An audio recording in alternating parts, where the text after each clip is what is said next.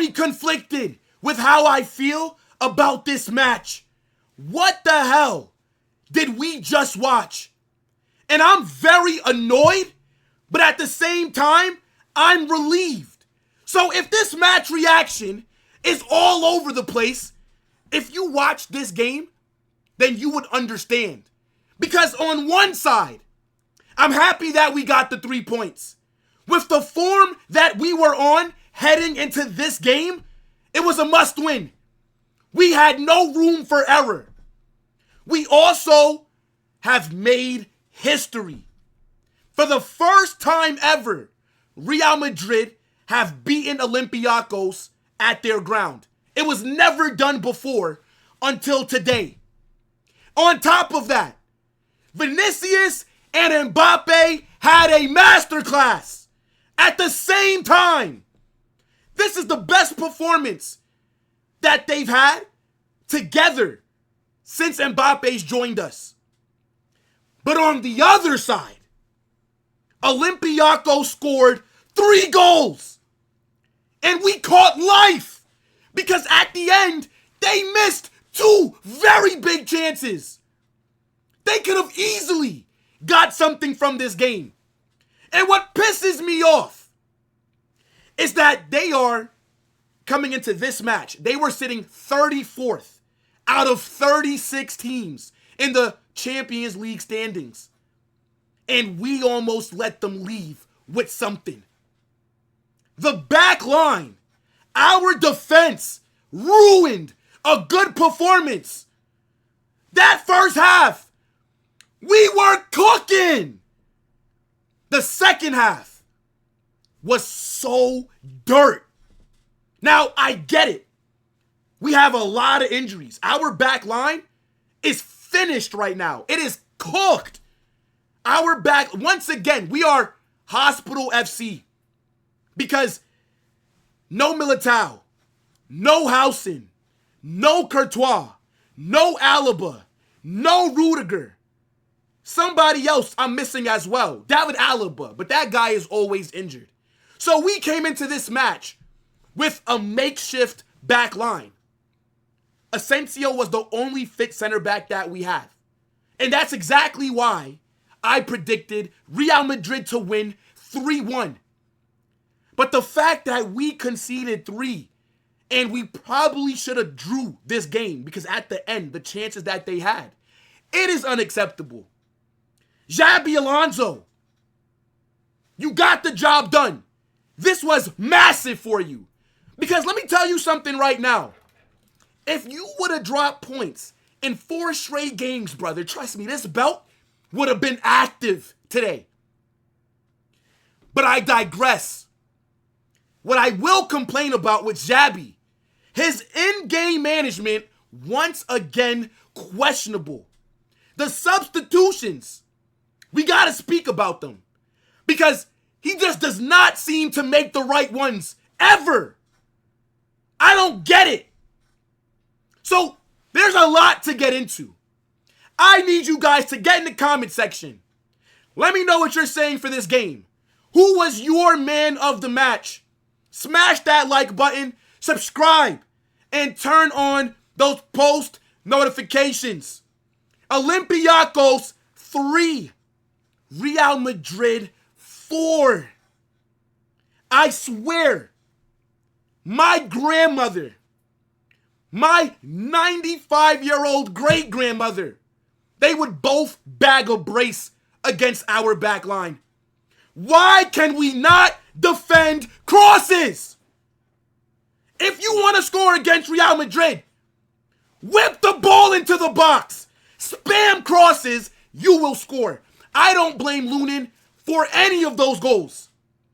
Defensively, we are in trouble. If these guys cannot come back quickly, I don't know what we're going to do going forward. We are in a defensive crisis at the moment. And it almost cost us. But let's speak about the positives before we get into the negatives. Because I'm starting to get mad. But like I said, I am relieved that we got the 3 points. I said it before the game started. When I saw how many injuries we had, I said, I don't care. I know that we've never beaten Olympiacos in Greece. I don't care. We have zero room for error. When you drop points in 3 straight games, I don't really care about the excuses. So if we would have drawn or lost today, I would be calling for some heads to be on the chopping block. I can't lie. Because my patience is very thin. And even though they almost ruined it, we were able to see the game through. Now, positives, right? I asked you to tell me who your man of the match was. Well, let me tell you something right now. Vinicius or Mbappe, pick one. I personally think Vinicius had the better game, but Mbappe scored 4 goals. So, give him the man of the match. But Vinicius, this was his best performance in a year. This was prime Vini. From the moment the whistle was blown, he was on smoke. Vini was terrorizing that Olympiacos right back. I saw the Olympiacos fans trying to intimidate our players. The ultras are chanting. They're lighting off flares. I'm seeing the fans trying to attack. Bro, let me tell you something right now. F Olympiacos. F Giannis Antetokounmpo. F Zeus. The only thing that I know about Greek is the yogurt. You can hold that. That's why you're not going to qualify for the round of 16. We're back in the top 8. Those fans were acting unruly. Anyways, this is the best performance that Vinicius and Mbappe have had while sharing the pitch together. Phenomenal connection today. Why can't we see this every week? This is what we dreamed about when Mbappe was brought in. What happened today that is not happening in other... I want to see more of this. If you notice, Mbappe's positioning today, phenomenal. He didn't drift. He stayed central. Was making runs into the box. He even scored a header. Mbappe scored a header.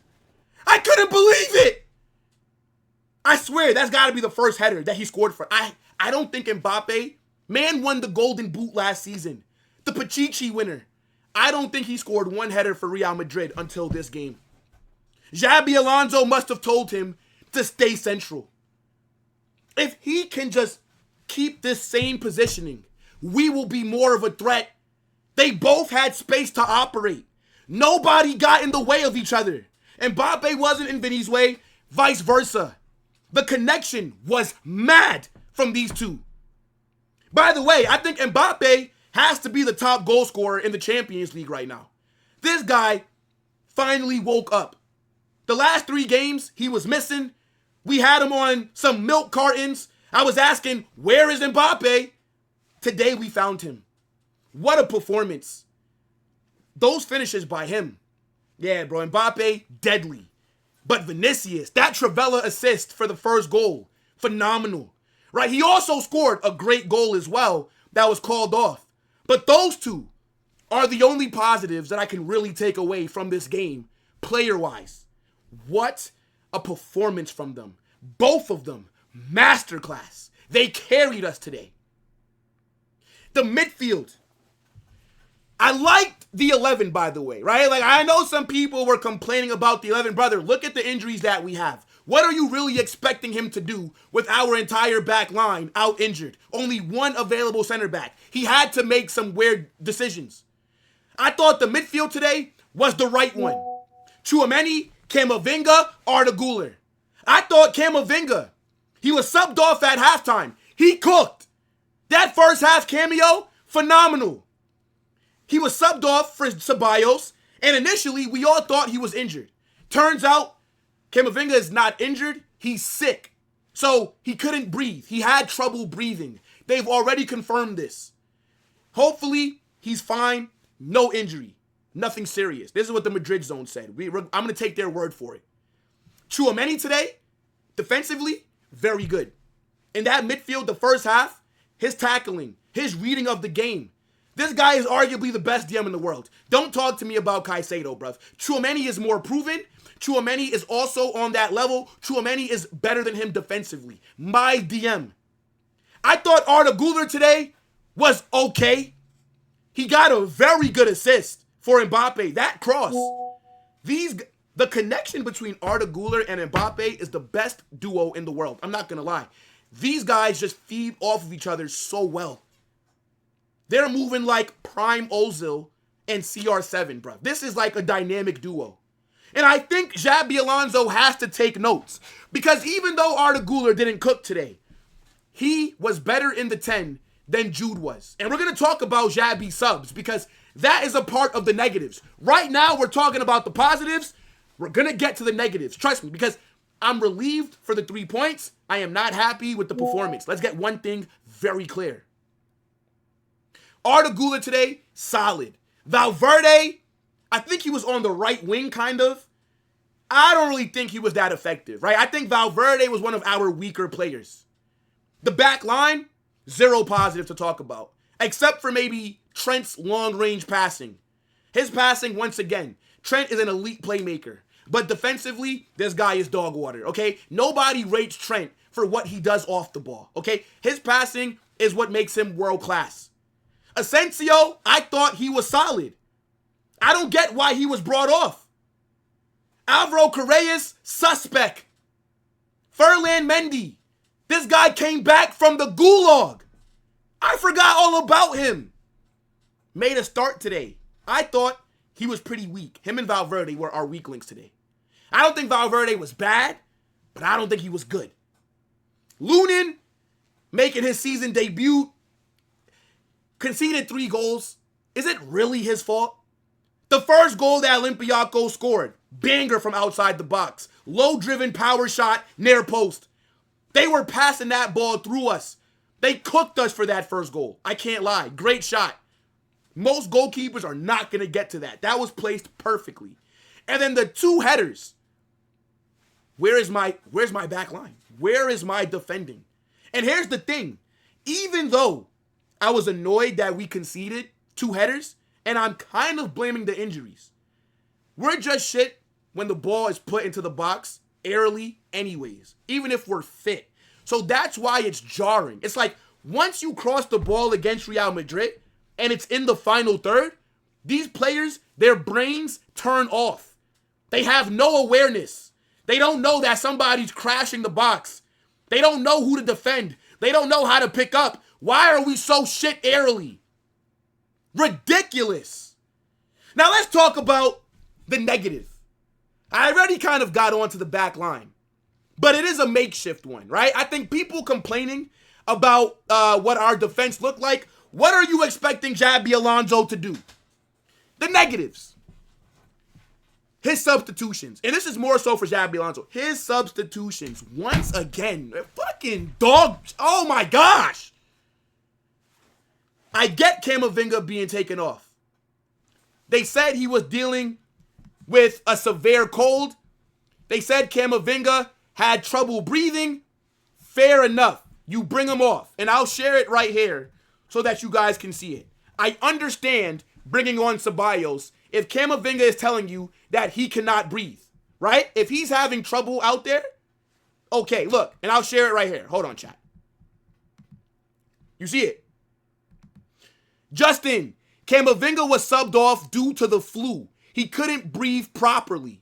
So that's a good sub, okay? Because initially, I thought he was injured.